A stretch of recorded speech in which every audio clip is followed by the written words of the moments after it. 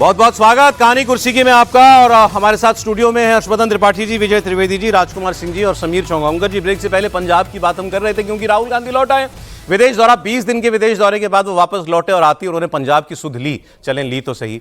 और उन्होंने खड़गे साहब ने मीटिंग बुलाई, अपने घर पर आओ पंजाब पे बात करनी, तो राहुल जी उनके घर पहुंचे हुए। मीटिंग इस वक्त भी चल रही है। चन्नी साहब कह चुके हैं रवड़िंग को हटाओ, मुझे पीसीसी अध्यक्ष बनाओ, नहीं तो मुझे मुख्यमंत्री का चेहरा बनाओ, टिकट मुझसे बंटवाओ, सब कुछ मैं करूंगा, नहीं तो हम चले। ये बात साफ साफ कह दी गई है। लेकिन दिल्ली ने जो हालाकमान ने कांग्रेस के जो प्रभारी भेजे थे भूपेश बघेल, वो भी वहां साफ साफ दो टूक कह आए कि ये इतना आसान नहीं है जितना आप कह रहे हैं, फैसला हो चुका है और बाकी सब लोगों को स्वीकार है। ऐसे हंसी मजाक नहीं है कि हम बार बार अपना फैसला, कि दिल्ली के फैसले हम पलटते रहें। तो इस पर अब राहुल गांधी के इस बीच में आने से क्या कुछ बदलेगा? फैसले तो सारे राहुल गांधी के ही हैं, तो राहुल गांधी को ये तय करना है कि मैं अब चन्नी की बात मानूं, अपना फैसला पलटूं, या मैं चन्नी के नाराज होने का जोखिम उठाऊं और फिर चन्नी जो करें वो करें, लेकिन मैं अपने उस पर कायम रहूं। क्या लग रहा है सर? लेकिन राहुल जी तो हमेशा ही कहते हैं ना जिनको जाना है वो जाएं। हाँ, अब ये चरणजीत सिंह चन्नी साहब के लिए कोई अलग स्पेशल केस तो है नहीं, वो तो बार बार ये कहते रहे हैं। और भूपेश बघेल साहब क्या रिपोर्ट देते हैं कि चरणजीत सिंह चन्नी के रहने से क्या सरकार बन जाएगी या नहीं बनेगी। एक तो अच्छी बात है कि 20 दिन बाद वो लौट आए हैं, पार्टी की भी चिंता कर रहे हैं, आते ही उस काम में लग गए हैं। हो सकता है उनको रिपोर्ट मिली हो और रिपोर्ट के बाद वो क्या देखते हैं। आमतौर पर ये जो मीटिंग हुई है ना, एक सेकंड बस बता दूं मैं, ये जो मीटिंग हुई है ना, ये आम मीटिंग नहीं थी जिसमें चन्नी मिले हैं इनसे जी। इस मीटिंग में लीडर ऑफ अपोजिशन भी थे, सांसद भी थे, विधायक भी थे, सब थे इसके अंदर। उनके सामने ये सारी बातें कही गई हैं जिनको डिनाई कर दिया भूपेश बघेल ने कि ये तो बात ही 92 लीडर्स थे सर टोटल, 92 नेता। तो इतना हल्का मामला नहीं है। नहीं, मामला हल्का नहीं है, मैं तो ये कह रहा हूँ। लेकिन आप राहुल जी को हल्का लीडर मानते हैं? वो भारी फैसले कर सकते हैं, बड़े फैसले कर सकते हैं। सर सवाल बहुत पूछ रहा है सर।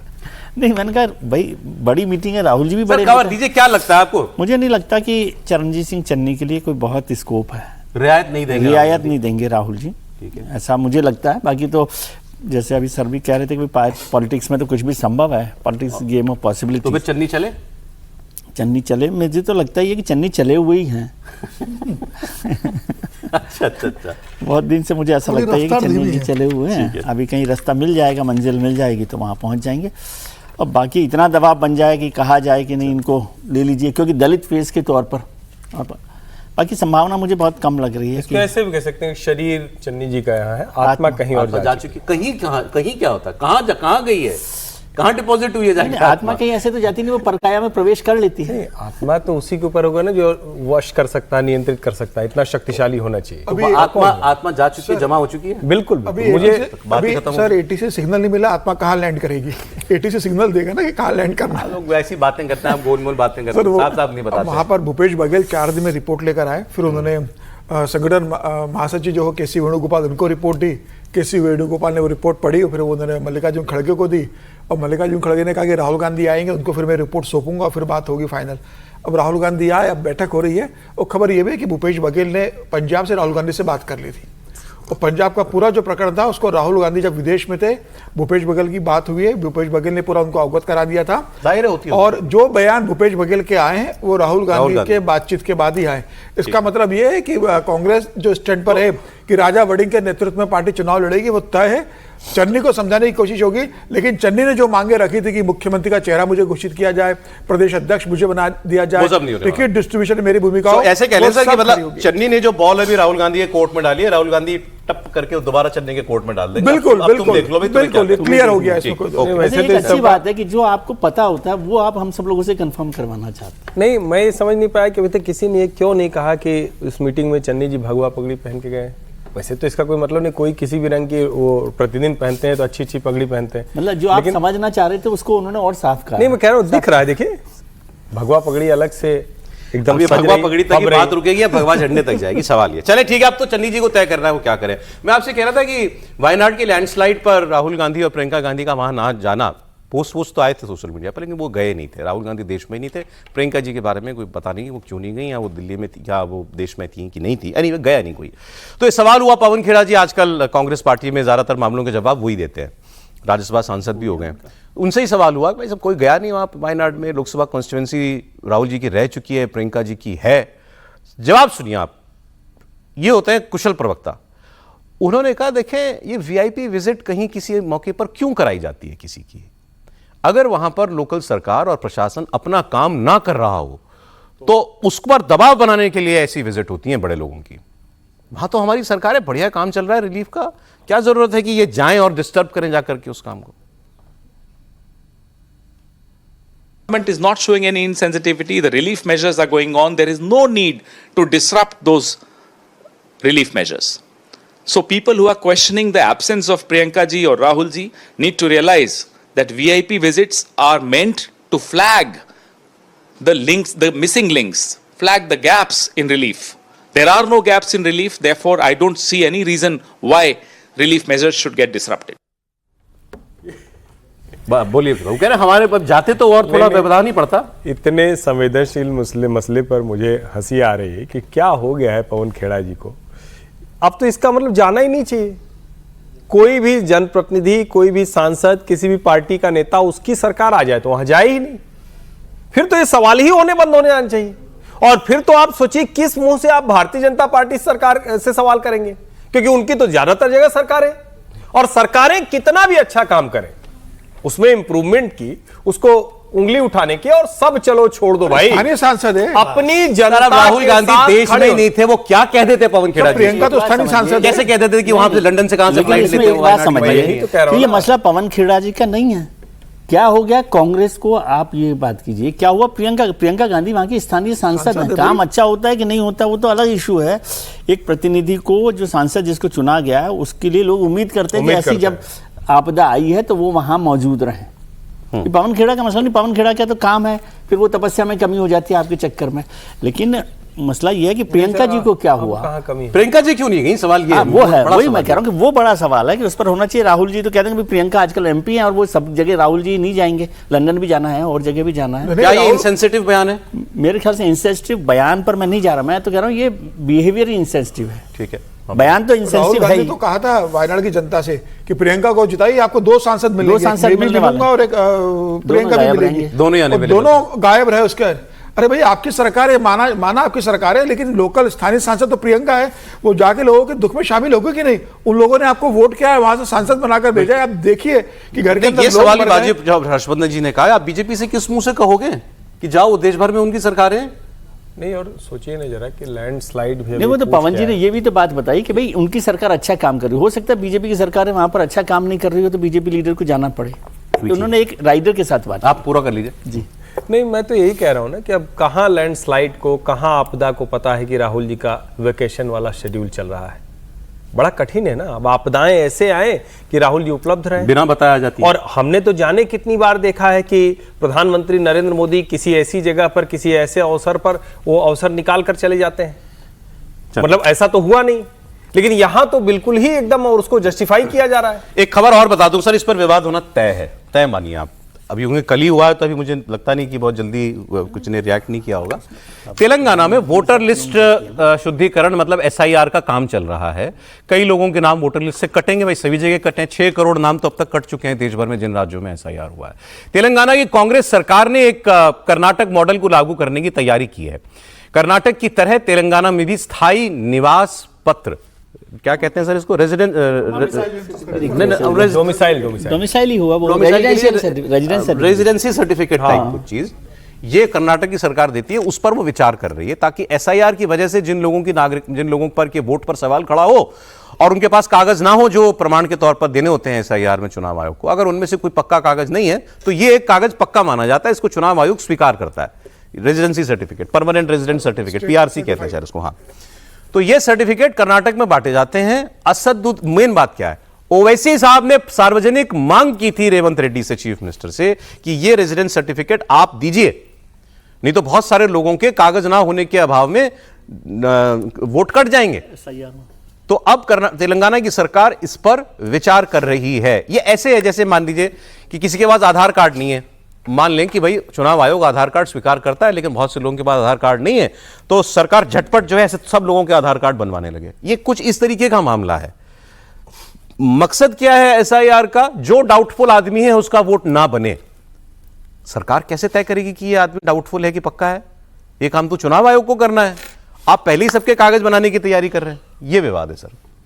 नहीं, मुझे लगता है विवाद नहीं है। ये जो कुछ हुआ ना बाकी राज्यों में एसआईआर में, जिस तरह से नाम कटे जी। और अपोजिशन को लगा कि वो तो असहाय है, कुछ कर ही नहीं पाया, चुनाव आयोग जैसे चाहता था वैसे हो गया और उसका परिणाम उसके खिलाफ गया, तो उसकी एक काट के तौर पे है। ये डीके शिव कुमार के ब्रेन चाइल्ड है उनके दिमाग का, उन्होंने कर्नाटक में किया, वही तेलंगाना में किया जा रहा है। और आधार कार्ड का जैसे आपने एग्जांपल दिया, मुझे नहीं लगता देश में 1-2% भी लोग ऐसे होंगे जिनके पास आधार कार्ड नहीं है। आधार कार्ड तो सबके पास मैंने है। एग्जाम्पल के तौर पे कहा कि भाई ऐसे आप फानन में किसी के कागज कैसे बना दोगे? तो वही तो, ये आपका जो इंटेंशन है वो कहीं ना कहीं डाउट क्रिएट करता है कि आप एसआईआर को टारगेट करके कर रहे हैं। कि एसआईआर में जिस तरह की स्क्रूटनी हो रही थी उसमें जो लोग फंस रहे थे या जो उसमें दरकिनार हो रहे थे उनको आप लाने के लिए कर रहे हैं। तो कहीं ना कहीं एसआईआर का जो बेसिक पर्पज है, हालांकि उसको लेकर डिफीट होता है। अपोजिशन के अपने तर्क हो सकते हैं, लेकिन वो डिफीट होता है इसमें। जो डाउटफुल रेजिडेंट्स हैं, नागरिक हैं, निवासी हैं, उनको भी आप एक तरह से एसआईआर में शामिल करवाने के लिए एक ग्राउंड तैयार कर रहे हैं, जो कोर्ट में भी घुसपैठियों के लिए बाकायदा भारत का एक अच्छा वाला कानूनी दायरे में प्रमाण पत्र दिया जा रहा है। एक लाइन की बात है, जिसके पास कोई कागज नहीं होगा उसको आप खोज खोज के क्यों देना चाह रहे हैं? मैं ये नहीं कहता कि वो कोई इसके पीछे कोई वेरिफिकेशन नहीं करेंगे, लेकिन आप करेंगे, ये काम तो एसआईआर में होना है। ये एसआईआर है ही इस करेंगे, पर्पस के ये लिए। तो जब जाएगा तो वो करेगा, जिसके पास होगा वो देगा, जिसके पास नहीं होगा वो प्रोसेस करेगा। लेकिन जब आप कहते हैं कि ऐसा कोई प्रमाण पत्र हम देंगे, तो एक लाइन की बात है, जो भी संदेह के दायरे में हो उसको भैया भारत के नागरिक बनाने के लिए सब करा दो। ये कतई ठीक नहीं है। ठीक है, नहीं, लेकिन डोमिसाइल कोई भारत के नागरिक बनाने का तो सर्टिफिकेट है नहीं। इलेक्शन कमीशन देखेगा ही ना उसको, इसकी जरूरत नहीं है। बल्कि सरकार को करना चाहिए था कि यदि किसी के और पास क्योंकि नहीं इसकी है, मांग मोटे तौर पे ओवैसी ने की, हाँ, तो इसलिए- सार्वजनिक मांग की, तो आप समझ सकते हैं कि ये ज्यादातर एक्सरसाइज किस वर्ग के लिए हो रही है। तो ओवैसी कह रहे हैं तो मैं तो शुद्ध मानता हूं, मुसलमानों की बात करते हैं। तो इस अगर उसके बाद ये काम हो रहा है तो ज्यादातर लोग जो हैं, मतलब हमको माना जा रहा होगा कि मुस्लिम समाज में बहुत सारे लोगों के पास कागज नहीं है, उनके कागज बनाए जाएंगे। मैं तो सीधे जोड़ रहा हूं सर इसको, क्योंकि ओवैसी ने मांग की। हाँ ठीक है, उनकी मांग उनके लिए होगी, इसमें कोई जोड़ने नहीं जोड़ना आरोप क्या है, वो तो खुद भी कहेंगे यही बात कि वो उनके लिए कर रहे हैं। लेकिन ये मान लेना कि मुसलमानों के लिए यदि वो मांग कर रहे हैं तो वो सारे के सारे घुसपैठिए, नहीं, बिल्कुल ये तो नहीं होगा ना। ये नहीं कह रहा ना। हाँ, तो बस भाई हम ये कह रहे हैं कि चुनाव आयोग आपका कागज मांगता है। पहले वो कहता है आपका नाम अगर वोटर लिस्ट में है तो कागज भी नहीं देना। अगर 2002 की एसआईआर में है, आपका नाम नहीं है तो माता पिता का नाम बता दो, किसी रिश्तेदार का नाम बता दो कि जी उनका नाम है। उसके बाद भी अगर नहीं है तो आपको कागज देना है। फिर कागज देने के लिए भी वो मोहलत देता है। ऐसा नहीं है कि एक बार आपने कह दिया बाबा कागज नहीं है तो कागज बनवा लो जाकर के, तो हमको ऐसा कोई पक्का कागज दे सकते हो। तो उसमें तो 12-13 डॉक्यूमेंट मांगे जाएंगे। तो वो चुनाव आयोग अपनी तरफ से पूरा पर्याप्त मौका देता है आपको। ऐसा नहीं है कि भाई एक कागज नहीं है तो मेरा वोट कट ही गया, लेकिन उसके बाद भी आप ऐसी एक्सरसाइज कर रहे हैं तो सवाल तो इस पर उठेगा। अब सर रेवंत रेड्डी ऐसा ही नहीं कहते ना अपने आप को कि रेवंत उद्दीन कहोगे तो मुझे अच्छा लगेगा। सर एक बड़ी खबर आ रही है इस वक्त, वो ये कि राम मंदिर में कितने चढ़ावे की चोरी हुई। एक ये सवाल था जिसका जवाब अभी तक नहीं मिला था। आपके मन में भी ये सवाल होगा ना, इतनी हाय तौबा पूरी दुनिया में मच गई। राम मंदिर में लूटा कितना इन लोगों ने, जितने भी लोग ये पकड़े गए हैं इसमें। तो राम मंदिर ट्रस्ट की पहली बात तो राम मंदिर ट्रस्ट की वेबसाइट से चंपत राय और अनिल मिश्रा का नाम हटा दिया गया। एक ये भी आपको मैं बता दूं। और एक अफवाह ये भी चल पड़ी थी कि राम मंदिर ट्रस्ट के कोषाध्यक्ष गोविंद देव गिरी का भी इस्तीफा होगा। तो उन्होंने आज मीडिया के सामने आकर के उन्होंने बात किया और उन्होंने साफ साफ कहा कि वो इस्तीफा नहीं दे रहे हैं। और यहां उन्होंने वो बड़ी खबर की जिसकी बात मैं करता हूं। उनका कहना यह है कि 3 करोड़ रुपए की चोरी हुई है। तो पहली बार किसी जिम्मेदार आदमी ने जो ट्रस्ट से जुड़ा हुआ है उसने कोई फिगर दिया है कि भाई इतना हम मानते हैं कि इतने की लूट वहां से या चोरी वहां से हुई है। तो 3 करोड़ का आंकड़ा, क्या ये बात सबको गले उतरती है कि हां इसके इन एंड अराउंड रह सकता है? उनका बयान है, मैं सुनवा देता हूं आपको।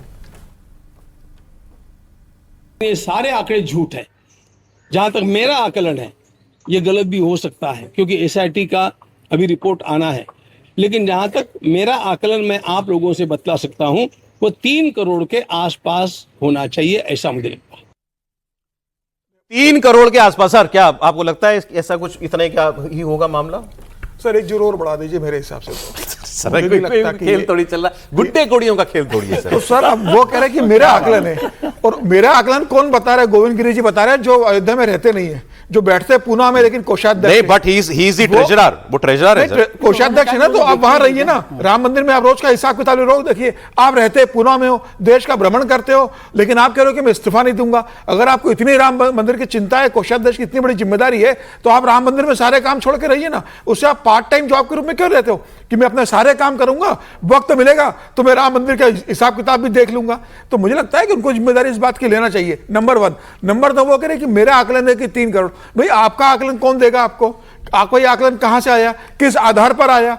क्या एसआईटी ने कहा? क्या एसआईटी ने जिन लोगों से पूछताछ की, चोरी करने वाले, उनने बताया कि साहब 3 करोड़ रुपए हमने कमाया है? किस किस ने कितना पैसा कमाया? तो मुझे लग रहा है कि ये इस तरीके से बयान देना मुझे मुझे सर लगता है एक ठीक बात नहीं है। देखो, मुझे आप इसको बिल्कुल डिसमिस कर रहे हैं। डिसमिस नहीं करने लायक है सर ये। भाई वो एक- किस आधार पर कह रहे? मेरा आकलन है 3 अब करोड़। आधार तो वो बताएंगे, लेकिन अगर वो अगर इसमें मेरी बात सुना, एक कोषाध्यक्ष ट्रेजरर है जिसका काम है पैसे का आधार तो हिसाब होगा रखना। ना सर। अगर वो कोई आंकड़ा दे रहा है तो उस पर आंकड़े हम डिसमिस सर, क्यों कर सकते तो हैं? वो आंकड़े का आधार बताएगा कि एसआईटी ने बताया है, ये कहेंगे कि ट्रस्ट ने बताया, जिन लोगों ने चोरी की उनसे हमें खबर लगी कि इतना पैसा गया है। कोई आधार तो होगा, सिर्फ ऐसा थोड़ी कि गोविंद गिरी सामने आके अब कहते मैं हैं आपसे कि पूछूं, मेरा आकलन आपने 3 कहा 1 करोड़। जीरो लगा दो, 30 करोड़। 30 करोड़ का क्या आधार है? अब कोई भी आधार इसलिए है कि कोई कुछ भी कह सकता है। जब तक कांग्रेस तो 6,500 करोड़ जब कह रही तक- है। जब ऐसा तक थोड़ी हो सकता नहीं नहीं है। सर, जब तक ट्रस्ट रिटर्न में इस बात की जानकारी नहीं देगा आधिकारिक रूप से, ट्रस्ट लिख के मैं कि आपको- इतने दिनों की मैं बीच में आपको- इतना पैसा गया, इतना सोना गया, इतनी चांदी देखिए, गई है और मुझे इतना नहीं पता चोरी हुआ है, सर, तब हम मानेंगे कि मैं ट्रस्ट नहीं का जानता, आधिकारिक मैं नहीं जानता कि गोविंद ये देवगिरी, ट्रस्ट का आधिकारिक बयान गोविंद नहीं देवगिरी है। ने सर है तो अधिकारी। उन्होंने कहा मेरा निजी बोला है उन्होंने सर, मेरा निजी निजी अनुमान है, ये गलत हो सकता सर है। राह चलता आदमी नहीं है, वो एक कैपेसिटी में हो बोल रहा है सकता है, सर। ये ट्रस्ट का उन्होंने अरे नहीं चले कहा ठीक है, कि इस पर मैं और आप क्यों झगड़ा करें? सौरभ जी, लेकिन सौरभ जी, हाँ जी, वो जो 3 करोड़ का आंकड़ा दे रहे हैं, उन्होंने कोई ऐसे आधार नहीं बताया, लेकिन इतने दिनों से जो चोरी हो रही है, जो धन पकड़ा गया है, जो लोग चोरी करने की जो विधि थी, मोजे में छिपाकर, बाह में छिपाकर, किसी के जरिए, तो उनका ये अपना एक अनुमान है। हम सब भी कह सकते हैं, खारिज कर सकते हैं। जैसे शुरू में तो 2 से लेकर 200 करोड़ तक बोल दिया गया, अब 200 करोड़ कहां से हो जाएगा? इतना तो चढ़ावा दान आया क्या? तो मुझे लगता है उनका एक अनुमान है, बाकी तो फाइनल जब एसआईटी रिपोर्ट देगी मैं आपको वही बड़ा- आखिरी आंकड़ा मैं आएगा। बड़ा साफ साफ आपको बता रहा हूं। अब फिर जैसे उन्होंने कहा वो गलत हो सकते हैं, मैं भी कह रहा हूं मैं गलत हो सकता हूं। इस मामले में हमने जितने लोगों से बात की और जितने लोग पकड़े गए उनकी औकात को समझते हुए जानबूझ के शब्द में इस्तेमाल कर ठीक रहा हूं, बात। ये सिंगल डिजिट से ज्यादा नहीं हो सकता, ऐसा लगता है। भाई मोजे में छिपा के कितना रुपया ले जाओगे भाई? आप भी सोचो ना। नहीं, और जो चोर हैं हाँ, उनमें से कोई मतलब एथेनॉल की फैक्ट्री नहीं डाल दिया। एग्जैक्टली ये समझिए इसको। कोई एक आदमी घर बना रहा है अपना, हाँ, मतलब ऐसा नहीं किया है। अब इस वक्त की एक बड़ी खबर मैं आपको और बता देता हूं। भोजशाला मामले में जहां पर अभी भोजशाला परिसर को मंदिर मान लिया गया था अदालत के द्वारा, सुप्रीम कोर्ट में आज ये मामला चला गया था और सुप्रीम कोर्ट ने मध्य प्रदेश सरकार को निर्देश दिया है कि 1 से 3 बजे के बीच फिलहाल नमाज की इजाजत सरकार दे। भोजशाला के पास सरकार को खुली जगह देने का निर्देश दिया गया है। भोजशाला के पास यह कहा जा रहा है।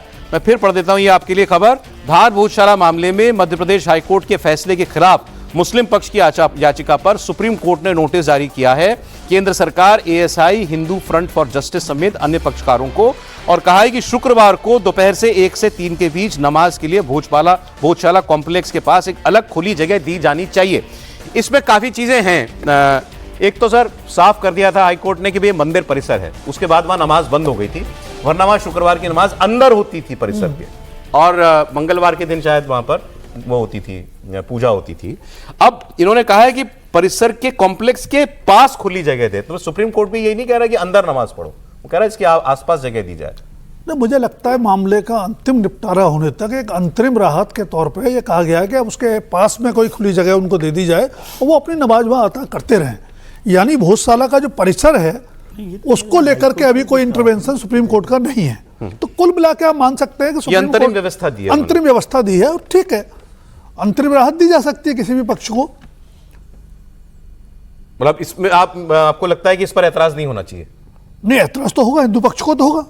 अगर भोजशाला के मामले में फैसला आ चुका है तो कहीं ना कहीं आप उनकी बात सुन तो रहे ना उसके खिलाफ, लेकिन वो लोग गए ही उसके खिलाफ अपील लेकर हैं। लेकिन परिसर में अंदर नमाज की परिसर में नहीं हो सकती, परिसर में नहीं होगी। हाँ। जब तक फैसला कुल मिलाकर ये जब तक फाइनल फैसला ना आ जाए तब परिसर में नहीं होगी नमाज। ये फाइनल फैसले तक की अंतरिम व्यवस्था है और इस फैसले को किसी भी रूप में ये नहीं माना जा सकता कि हाई कोर्ट के फैसले में किसी तरह का हस्तक्षेप है। ओके, मेरे ख्याल से हाईकोर्ट ने भी कहा था कि उनको जमीन मतलब कोई अलग देनी है तो वो वो दे दी दी जाए जाए, अलग। तो वो वो तो उसी अलग। रेफरेंस में ये कोई बात होगी, लेकिन इसका कोई उस फैसले पर अभी अंतरिम आदेश के तौर पर ही मैं देख रहा हूँ कि ये अंतरिम आदेश में उन्होंने कहा कि जब हाईकोर्ट ने भी ये कहा कि भाई उनके लिए जमीन अलग और परिसर के अंदर के लिए तो बात नहीं की है, भोजशाला के पास की बात की है, और ऐतराज तो होगा ही जो लोग हिंदू पक्ष के लोग होंगे। वैसे आज वो जो है वो रिकंसिलिएशन का मामला आज ज्ञानवापी मथुरा और संभल वाले में उसमें प्री रिकंसिलिएशन मीटिंग भी होनी थी आज, उसमें कोई पक्षकार जा ही नहीं रहा है, वो ये भी तो खबर दे वो तो मना दूं। ही मुस्लिम कर हिंदू दिया पक्ष दोनों ने कह दिया कि हमको सुप्रीम कोर्ट को थैंक यू कह के नहीं साहब बातचीत से कुछ नहीं होगा, आपके पास हम आए हैं इसलिए कि आप फैसला दो उसमें तो नहीं जाएंगे सौरभ जी, लेकिन हम लोग जो बात कर रहे हैं, अरे भाई ये मन का थोड़ी ना कि चलो घर का बच्चा है, एक ने लड्डू ज्यादा खा लिया, दूसरे को भी थोड़ा लड्डू दे दो भाई, थोड़ा अच्छा चलो तुम भी खा लो, चुप्पे से माँ थोड़ी ना चुप्पे से, न्याय का मसला है ना। अगर वहां पर हिंदुओं का स्थान है तो क्यों नमाज पढ़ेंगे? नमाज जहां आप हैं वहां एक साथ पढ़ लीजिए। न्यायालय को निर्णय न्याय के आधार पर देना चाहिए, ये इसलिए नहीं दे दो कि अच्छा चलो आज तुम नाराज हो, तुम चलो पूजा कर लो। यही तो चल रहा था ना 2003 से, वहां क्या हो रहा था, पहले एक दिन फिर 2 दिन फिर इस तरह से। और मुझे लगता है कि कई बार देश में इस तरह के जब निर्णय आते हैं तो लोगों को लगता है कि आप दबाव बना सकते हैं, आप कोई फोर्स के तौर पर निकले, सड़क पर निकले, एक वर्ग एक कम्युनिटी मोबिलाइज कर जाए। मुझे लगता है ये ज्यादा खतरनाक होता है। मैं कतई इसके पक्ष में नहीं हूं कि इसके एवज में कोई जमीन दी जानी चाहिए। इस आदेश में ऐसा कुछ दिख रहा है क्या आपको? बैलेंसिंग एक्ट दिख रहा है क्या? मैं कह रहा हूं कि क्यों देना नमाज के लिए, आप उस आधार पर मांग रहे हैं ना। अगर आप ये कहें कि हमारा ये मान लीजिए कि उसके आसपास जहां भी हो चुकी वो जगह मुझे नहीं पता है कि कहां है, जहां वो लोग रहते हैं वो कहते हैं भाई हम इसकी जगह यहां नमाज पढ़ेंगे, बिल्कुल प्रशासन व्यवस्था कराए, ये प्रशासन की जिम्मेदारी है। अगर मस्जिद, लेकिन आप कहेंगे अच्छा चलो इसके एवज में तुम ऐसा करो, चबूतरे से थोड़ा बाहर बैठ के यहां नमाज कर लो, ये तो गलत है ना। आप कह रहे हैं तो मैं भी सोच रहा हूं भाई, अगर सुप्रीम कोर्ट ये कहता कि नहीं भाई जब तब तक राम जन्मभूमि में भी ऐसा ही फैसला दिया ना सर, वो भी गलत है। नहीं हाँ, गलत। आप तो कह रहे हैं ना, सही कह रहे हैं। सर अंतर समझिए, उस ये मामला उससे भी अलग है। ये तो हाईकोर्ट ने कह दिया था कि आपको मस्जिद के लिए जमीन प्रशासन दे देगा, ये तो अयोध्या में भी यही हुआ था। या तो सुप्रीम कोर्ट ये कहता कि फाइनल फैसले तक जो व्यवस्था चली आ रही थी वही चलती रहे, निर्णय फाइनल हम करेंगे, तो बात समझ में आती कि भाई तुम फ्राइडे की अपनी नमाज जहां पढ़ते थे वहीं पढ़ते रहो। परिसर के बगल में जगह देने का क्या मामला है? कन्फ्रंटेशन तो, और बढ़ता है। अच्छा मुस्लिम पक्ष भी सोच रहा होगा परिसर के बगल में क्या होता है, तो परिसर के अंदर जगह तो वरना हमें जहां पढ़नी हम पढ़ी लेंगे नमाज। ये विवाद को बनाए रखने या कहें कि बढ़ाने का रास्ता बनता है, तनाव बना रहेगा। ये बात भाई आप कहिए नहीं थी मेरे ख्याल से। हाँ, मैं तो ये रेफरेंस दे रहा हूँ कि वो राम मंदिर के मामले में भी ऐसा ही एक तरह का फैसला है। वो एक छोटे छोटे बयान में आपको, क्योंकि मैंने आपसे कहा ना वो मीडिएशन जो मथुरा, ज्ञानवापी, काशी और संभल पर होना था, आज उसकी मीडिएशन से पहले की एक मीटिंग होनी थी, तो वहां कोई जा नहीं रहा, कोई इंटरेस्टेड नहीं है, हिंदू मुसलमान दोनों पक्षों में से। दोनों पक्षों का एक छोटा छोटा बयान मैं आपको सुना देता हूं, वो कह क्या रहे हैं। 14 तारीख को तो आम सहमति के आधार पर बातचीत होनी है।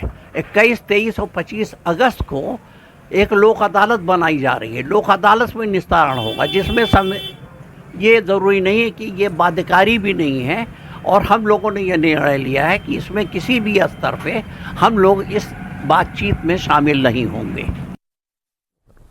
सुप्रीम कोर्ट से हमको 3 नोटिस आई है मेरे पास।